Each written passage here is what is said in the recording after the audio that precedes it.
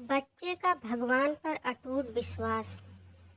भगवान होते हैं कि नहीं, आज आपको यकीन हो जाएगा। एक 8 साल का बच्चा 1 रुपए का सिक्का मुट्ठी में लेकर एक दुकान पर जाकर पूछने लगा, क्या मुझे आपकी दुकान में ईश्वर मिलेंगे?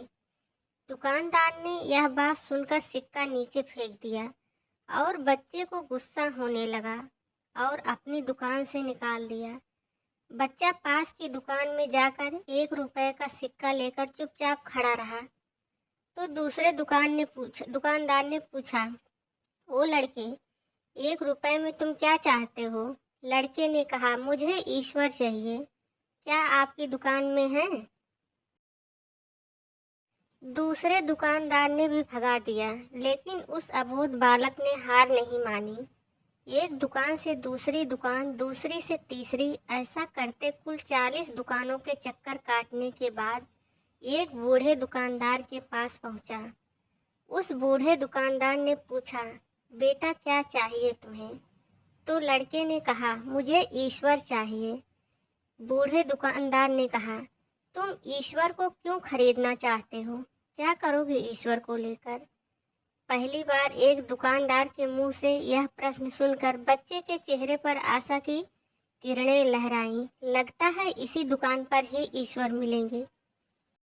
बच्चे ने बड़े उत्साह से उत्तर दिया, इस दुनिया में मेरा माँ के अलावा और कोई नहीं है।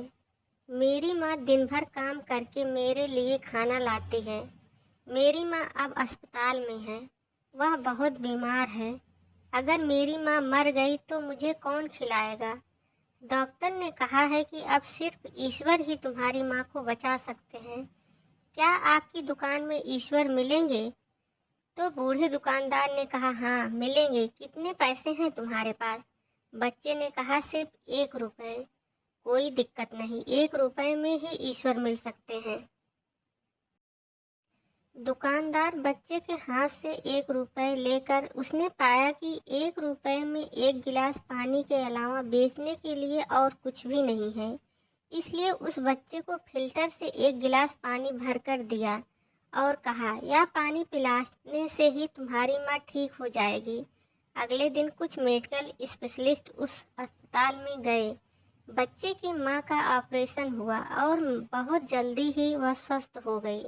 डिस्चार्ज के कागज पर अस्पताल का बिल देखकर उस महिला के होश उड़ गए।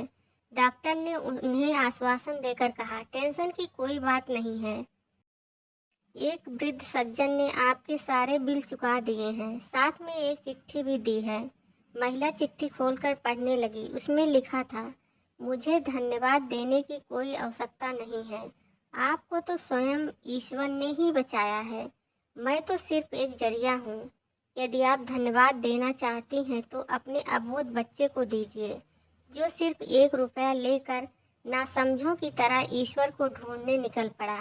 उसके मन में यह दृढ़ विश्वास था कि एकमात्र ईश्वर ही आपको बचा सकते हैं।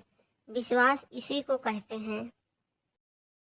ईश्वर को ढूंढने के लिए करोड़ों रुपए दान करने की जरूरत नहीं होती है। यदि मन में अटूट विश्वास हो तो वह 1 रुपए में भी मिल सकते हैं।